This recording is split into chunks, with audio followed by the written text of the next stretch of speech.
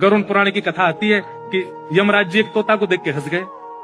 तो तोता बोला कोई और हंस जाए तो बात बनेगी, यमराज हंस रहा है। तोते के मित्र थे गरुड़ जी, भगवान के वाहन।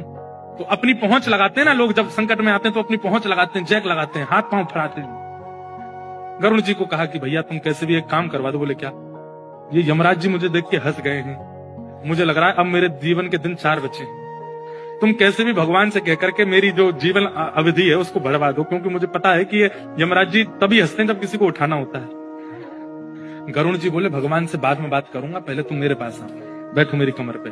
गरुड़ जी उड़ा करके उनको 7 समुद्र पार एक गुफा में ले गए और वहां भीतर ले जाकर के छोड़ दिया। बोले यहाँ रहो, यहाँ कोई नहीं आएगा, और ये 2-4-10 दिन यहीं बैठे रहना, सब ठीक हो जाएगा अपने आप। और मैं जाके भगवान, मैं यमराज जी से बात करता हूँ, भगवान को छोटे काम के लिए क्यों बोलना, मेरी पहुंच तो सब जगह है। मैं भी रसातल में जाके यमराज जी से कहता हूँ तुझको नहीं लेके जाएंगे, ठीक है?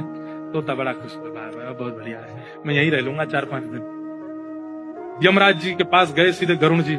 गरुड़ जी तो भगवान के वाहन है, सब खड़े होते हैं, उनको देख के यमराज जी बोले आइए आइए। कैसे आए? बोले हम बस एक बात कहने आए हैं, फिर हमको जाना है वैकुंठ। हमारा एक मित्र है तोता, वहां का, उसका ये नाम है। बोले अच्छा, तुम उसको देख के हंस गए थे परसों, क्यों हंसे थे? कोई योजना बन रही हो तो मत बनाना। अच्छा, उस वन के तोते के बारे में? बोले हाँ, मैं तो उसको देख के इसलिए हंस गया था, मैंने कि देखो कैसे कर्म की विधि, ये अभी यहाँ बैठा है और इसकी मृत्यु 7 समुद्र पार एक गुफा में बिल्ली के खाने से होगी, और मैं ये सोच के हंस रहा था कि ये 7 समुद्र पार पहुंचेगा कैसे। तभी यमराज जी बोले देखो देखो आ गया। पीछे देखा तो उस तोते की आत्मा आ रही थी, मर गया। गरुड़ जी बोले मैं ही छोड़ के आया था इसे। आप कौन से जन्म का अब भोग रहे हो आपको नहीं पता है भैया, वो नहीं टल सकती है। इसलिए प्रसन्न रहो, नाम जपो, कथा सुनो, खूब आनंद से रहो।